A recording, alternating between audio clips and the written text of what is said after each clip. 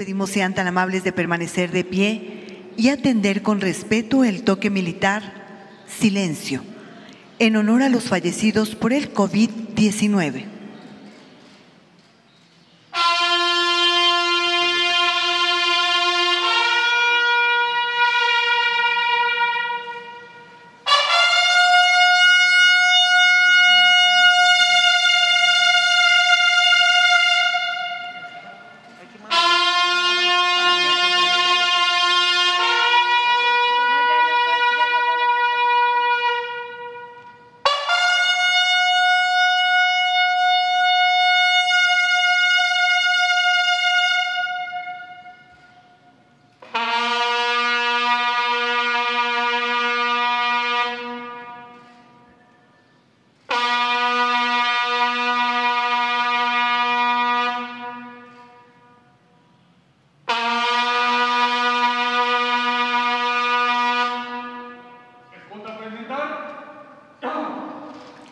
El presidente de México se dirige a la escolta de bandera para saludar a nuestro lábaro patrio.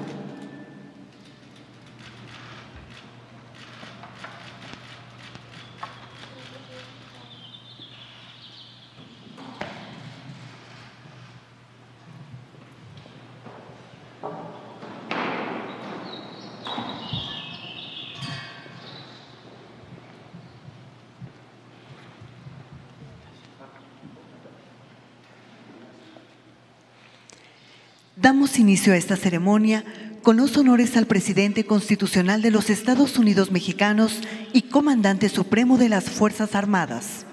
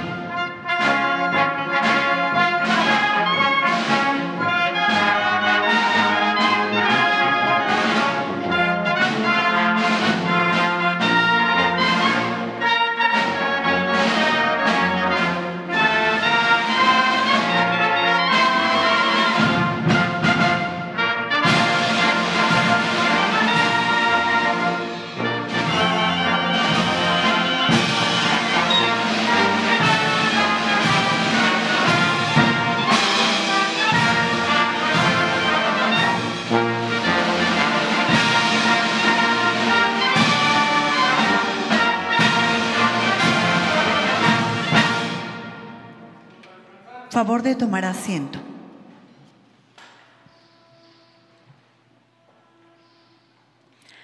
Preside esta ceremonia conmemorativa al 159 aniversario de la Batalla de Puebla el presidente constitucional de los Estados Unidos mexicanos, licenciado Andrés Manuel López Obrador.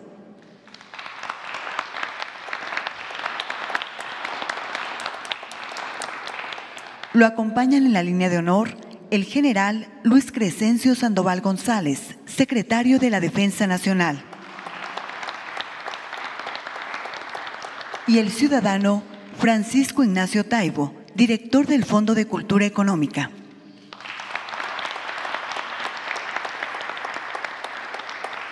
También contamos con la presencia de los integrantes del Gabinete Legal del Gobierno de México, representantes de medios de comunicación y quienes nos siguen por Internet a través de las redes sociales. Reciban todos la más cordial bienvenida.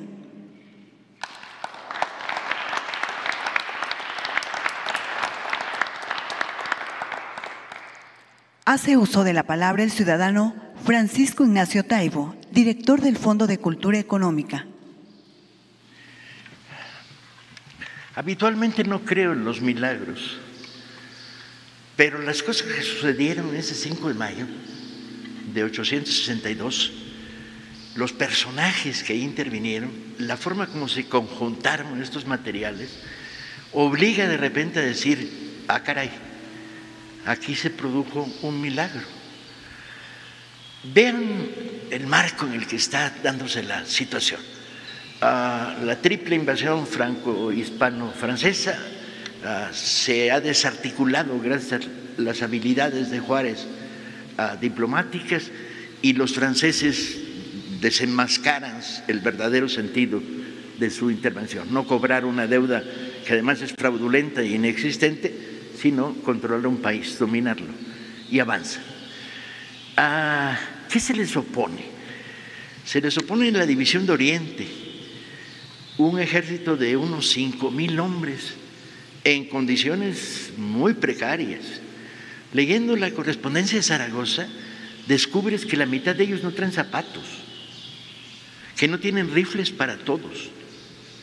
Hay algunos elementos de solidez en esta División de Oriente. Ven, están los compañeros de las brigadas de Zacatecas, de Querétaro, del Estado de México, y sobre todo están sus oficiales, porque los oficiales de la contraintervención vienen fogueados por la Guerra de Reforma. Son además leídos y escribidos, son poetas, tinterillos, con formación política, son hombres de la Reforma. Estos oficiales medios, tenientes, capitanes, mayores, y son la solidez de la división, que viene muy desarticulada económicamente, pasando hambres en su retirada desde Veracruz. Zaragoza trata de frenar a los franceses en Aculcingo sin lograrlo, primera derrota del ejército mexicano, y se repliega hacia Puebla intentando crear un bastión de defensa de la capital, de la Ciudad de México. Se dice, y de repente esto sorprende, que enfrentamos al mejor ejército del mundo. Yo toda mi vida, antes de haber estudiado el problema en serio, dije, nah, esto es demagogia nacional, esto es el mejor ejército del mundo, eran los franceses que... Y cuando empiezas a analizarlo, sí era el mejor ejército del mundo. Los batallones que intervienen en esta primera campaña vienen fogueados por la guerra de Italia, la guerra de Crimea, la guerra en Argelia, mandos medios muy capaces, surgidos de las academias de guerra, y un armamento muy superior. El fusil Minuet que traen te hace puntería a 700 metros. Piensen de repente, cuando dos ejércitos se enfrentan, que el ejército que te dispara desde 700 metros tira y da, y tú tienes que esperar a que se acerquen a 150 metros para que tus malvados, obsoletos rifles Baker que tienes en el ejército mexicano hagan puntería. Tienes que resistir 350 metros de ellos disparando y tú sin disparar. Pero además el ejército mexicano con suerte trae Baker. En el ejército mexicano hay espingardas, hay fusiles de arcabuces de la época de la Guerra de Independencia, y en algunos casos ni eso.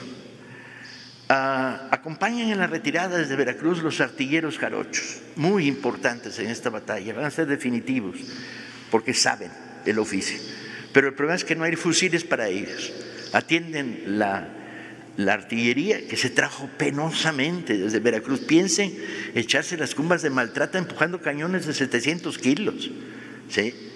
Y esos eran los chiquitos, porque había unos cañonzotes que se trajeron de Veracruz que subirlos por ese era casi imposible, no había mulas ni hombres que pudieran llevarlos hasta la cima y bajarlos hacia Puebla. Este ejército hambriento, descalzo, mal armado, se va a enfrentar a este sector de los mejores del mundo franceses. El equivalente es el mismo, 5,000 de un lado, 5,000 del otro, hombres. No se mide por cantidad, sino por capacidad de fuego. De un lado, Lorenzés, el general francés, pues es un prepotente y un pedante, y en lenguaje de todos los días un tarado. Viene animado por espíritu de grandeza, viene haciendo discursos ridículos desde esta pirámide, imitando a Napoleón cuando estuvo en las pirámides de Egipto. Desde esta pirámide hemos conquistado México. En la pirámide de un túmulo funerario ahí en Veracruz, no daba para más. Y viene con toda la prepotencia de un general en territorio extranjero que la primera vez que choca logra romper rápidamente el frente republicano. Del otro lado, Zaragoza. Zaragoza es todo un personaje. ¿Cómo no lo vamos a querer? ¿Cómo de veras no lo vamos a querer? Es un soldado del pueblo. Trabajaba en una sastrería, ha sido elegido por sus hombres como guardia nacional oficial, fue subiendo en la escala, estuvo en todas las batallas de la Guerra de Reforma, ¿sí? Humilde, con voz finita, atiplada, no daba mucho para los discursos, lentecitos redondos de miope profundo, no daba mucho para ver de lejos, pero uniformado de una manera súper sencilla, con el paño azul del ejército mexicano, del que tiene uniforme, y un capote ahí viejo que carga sobre sí mismo, y una gorra de kepí, ¿sí? No usa camisa con entorchados, no tiene rangos, se niega a parecerse a lo que en el pasado eran los generales de la época previa. Se niega, quiere distanciarse, él es ejército del pueblo y lo adora el ejército, lo adora el ejército. El ejército de Oriente, que serían llamados luego por las crónicas francesas los zaragozas, lo adora, porque todo el día está tratando de conseguir comida, tratando de conseguir zapatos, cuidando a la gente, animando, estimulando. Llega a Puebla y se encuentra con una Puebla que no le gustó demasiado. Y haciendo justicia a la historia, si lees las cartas de Zaragoza al ministro de la Guerra, Blanco, y al propio Juárez, vas a descubrir que andaba irritado. Se le niega por parte de la oligarquía poblana apoyos, no les dan comida, no les dan dinero, todo lo contrario, ponen reservas. Llega un momento en que Zaragoza dice, dan ganas de voltear los cañones y tirar para adentro. De ese tamaño está su conflicto con la reacción. Y es que el país está cortado. No solo hay una república en defensa de la invasión extranjera, también hay una antirrepública conservadora que ha estado combatiendo con las armas.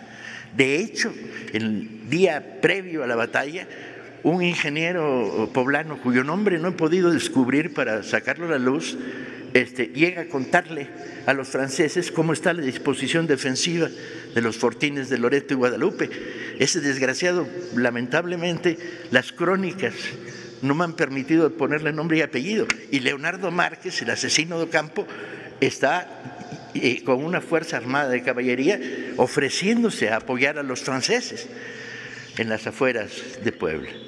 Así la situación, el momento se vuelve terrible. ¿Qué puede hacer Zaragoza? Los famosos fortines de Loreto y Guadalupe, que hoy conocemos gracias al Instituto de Antropología y a su preservación, no eran eso, eran 2 casamatas con una capillita y un pequeño muro de defensa mínimo.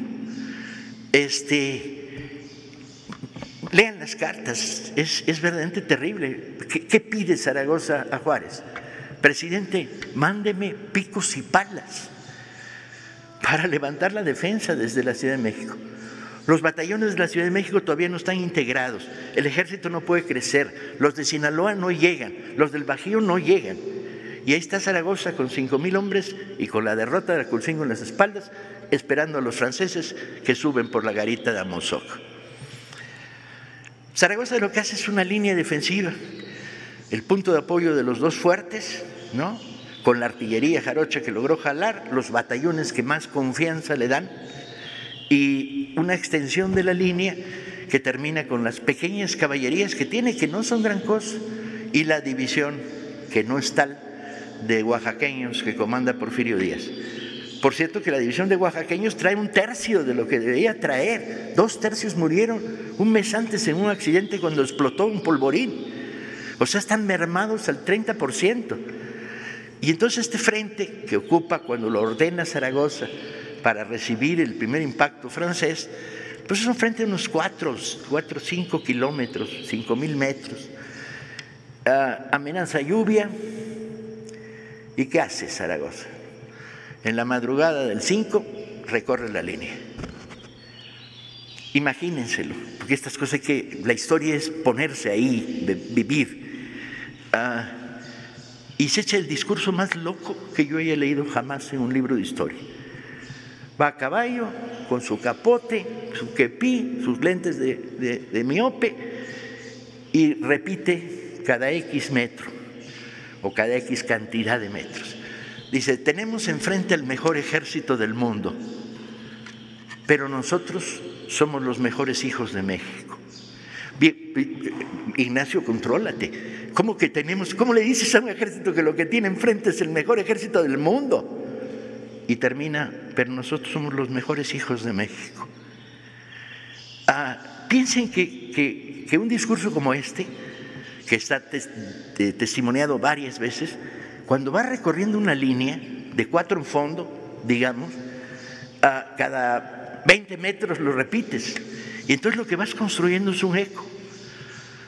Y que además en 4 metros con la voz de Zaragoza no da para mucho, entonces el que está hasta atrás dice, ¿qué dijo?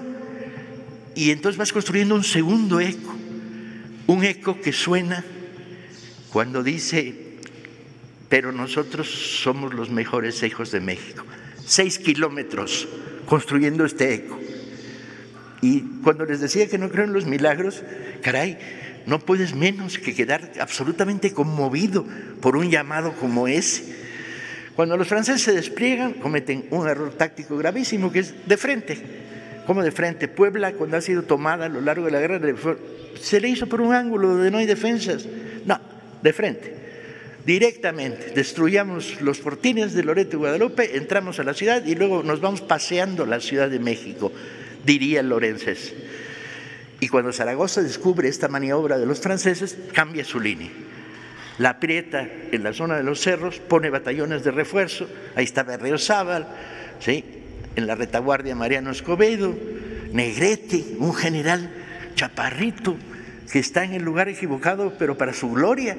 Fue general conservador durante la guerra de Reforma, pero a la hora de la invasión dice, señor presidente, yo ahora sí vengo al bando bueno, el bando de la defensa de la patria.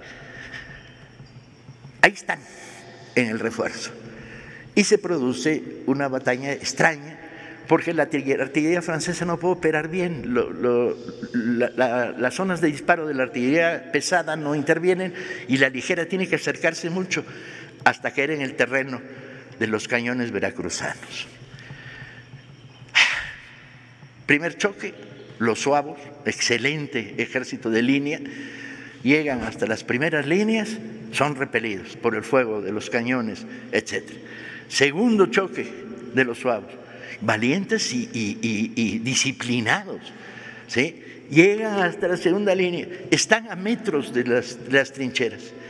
Y ahí se producen acontecimientos que otra vez te colocan en el terreno de no me lo acabo de creer. Por ejemplo, Constantino Escalante, el gran grabador de la época, registra el momento en que un artillero veracruzano le tira una bala con la mano al suavo. Y yo dije, no, esto es heroísmo de cartón, esto es propaganda. No, hay 4 registros de testigos que cuentan como el jarocho no le dio tiempo a meter la bala en el cañón y con la bala se defiende y le hizo pomada el morrión al francés. Artilleros que además están en una situación trágica, les quitaron los fusiles porque no había para todos, entonces ellos su cañón y ahí te ves. Y si llegan hasta la primera línea, con lo que tengas, ¿sí? Repelida la segunda carga, la tercera carga, y está a punto de triunfar. Y en esos momentos claves la artillería jarocha da de sí lo que da. En términos de como se cuentan las historias, firmes como el fierro en la primera línea, los hombres de la División de Oriente, nada. Hay testimonios que cuentan como de repente los michoacanos flaquearon y algunos empezaron a correr y fueron los oficiales los que tiraron de pistola y dijeron que retroceda lo mato, y en algunos casos dispararon contra los que huían para frenar una desbandada. Lo mismo pasa con el batallón del Estado de México, y aguanta, y la tercera carga de los franceses se estrella contra las defensas de Loreto y Guadalupe. Y entonces Negrete se sube a la bardita, con lo cual ganó en estatura, Y dice otro discurso de esos de no creérselo. Dice, y ahora en el nombre de Dios, primero nosotros. Es un discurso extrañísimo, ¿no? Pues en el nombre de Dios, primero nosotros, y baja. ¿Quiénes bajan con él? El sexto de Puebla, los serranos de Puebla, los que se llamarían Zacapuastlas, que no lo fueron. Eran de Tetela de Ocampo. Y machete en mano y descalzos en un terreno pedregoso se van sobre los suavos.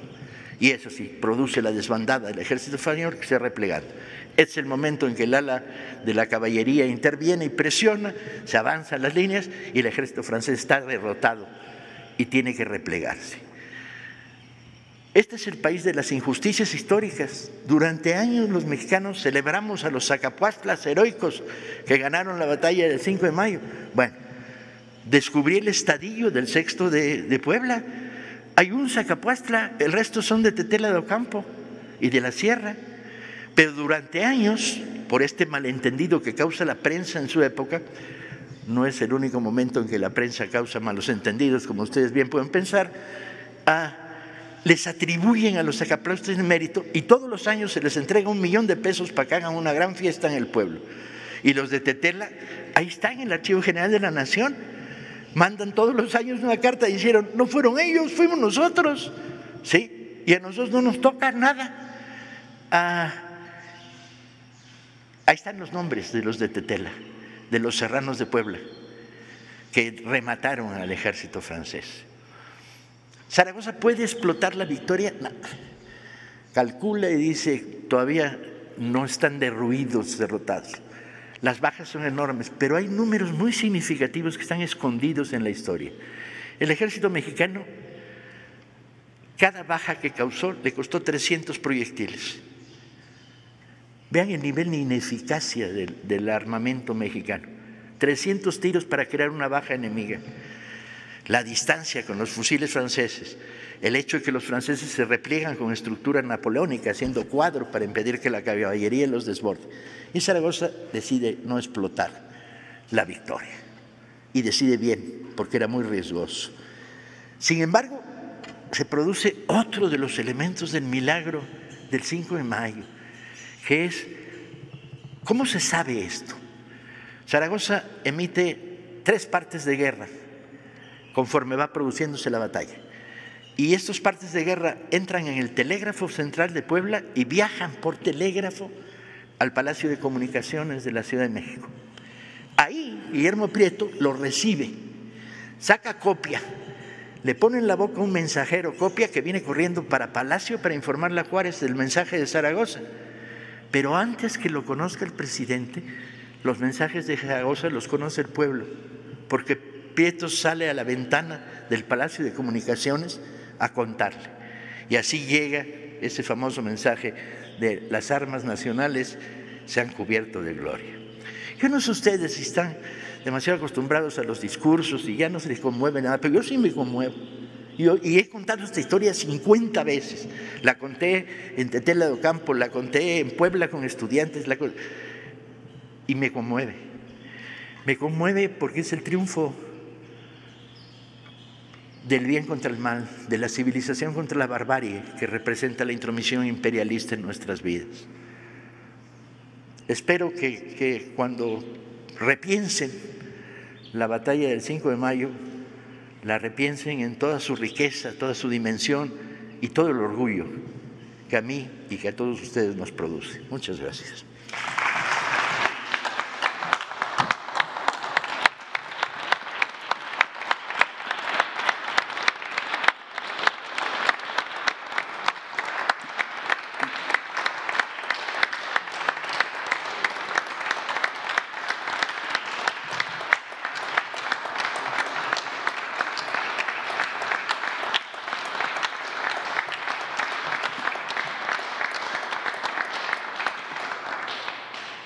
Escuchemos el mensaje que dirige el general Luis Crescencio Sandoval González, secretario de la Defensa Nacional.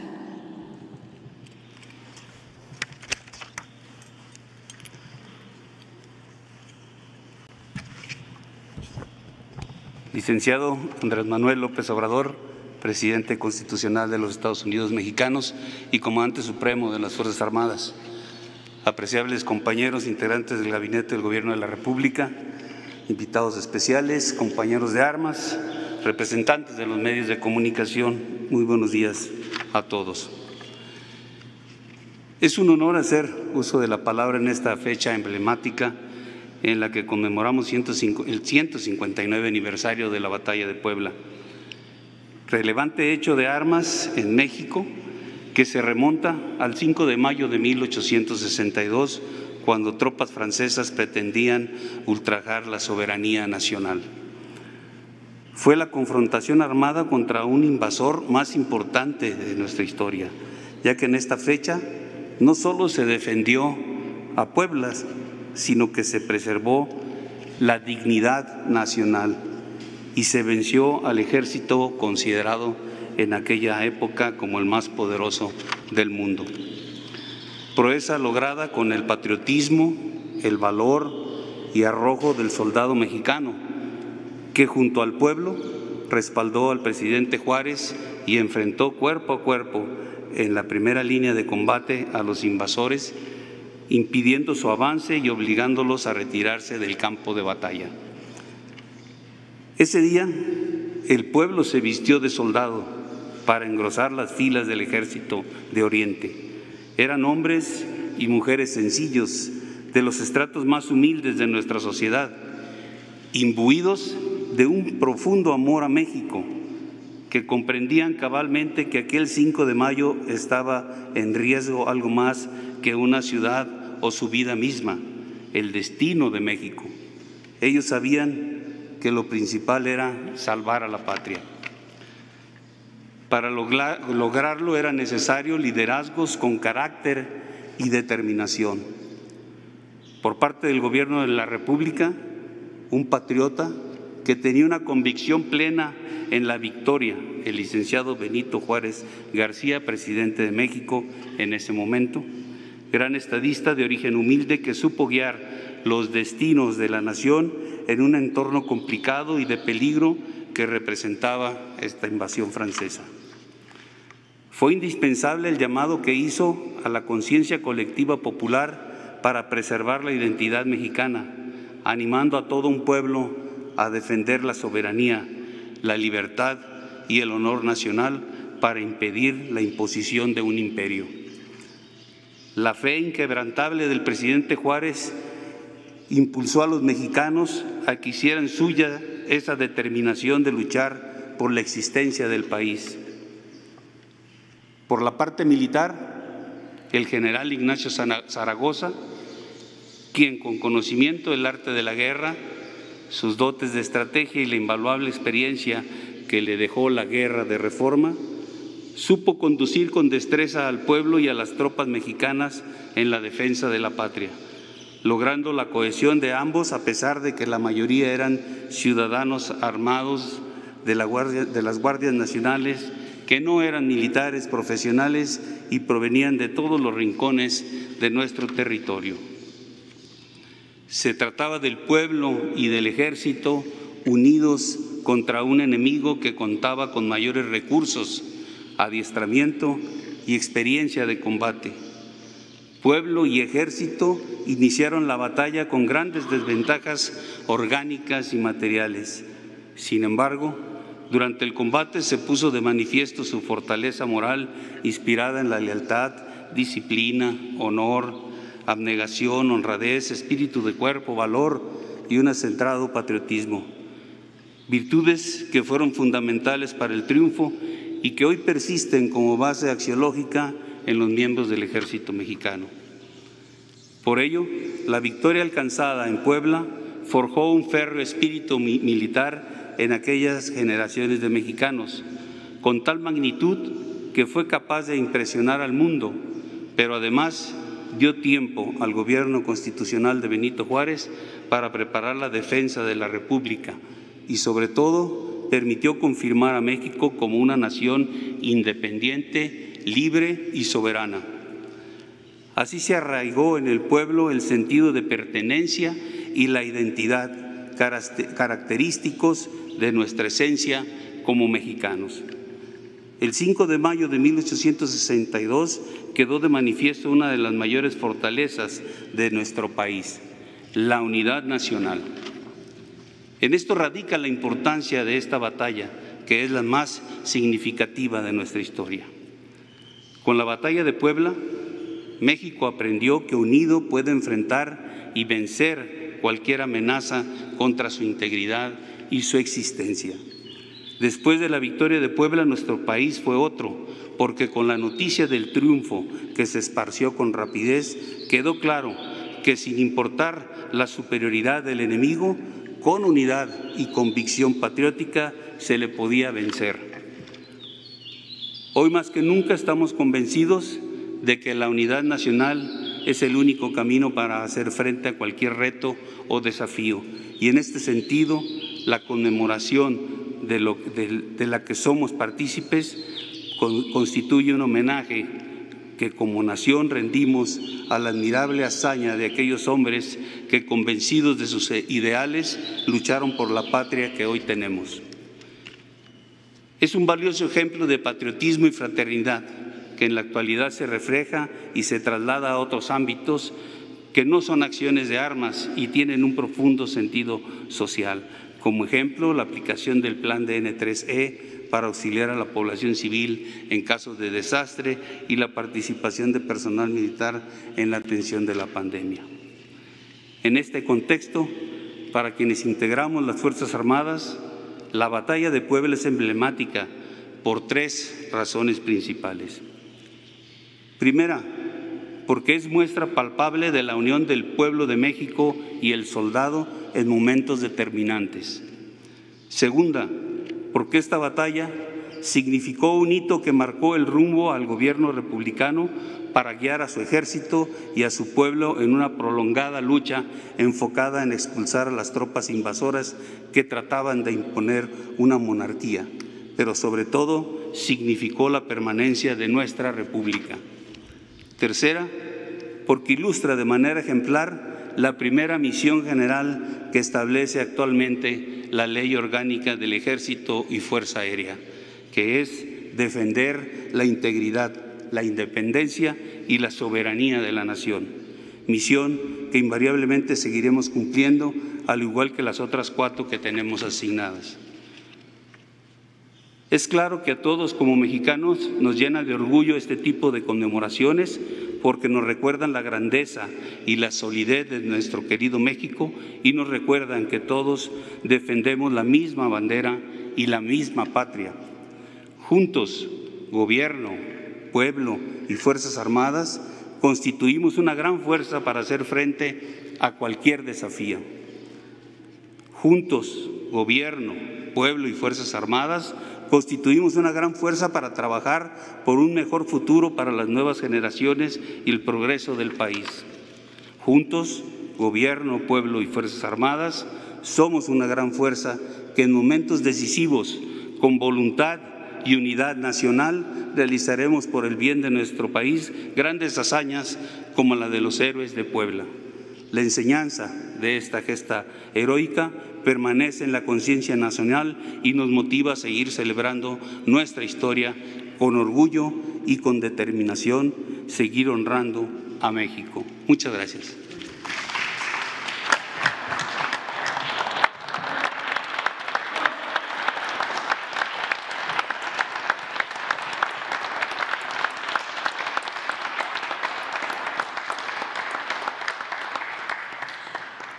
Finaliza esta ceremonia con los honores al presidente de los Estados Unidos mexicanos y comandante supremo de las Fuerzas Armadas. Se les invita a permanecer de pie para entonar nuestro himno nacional.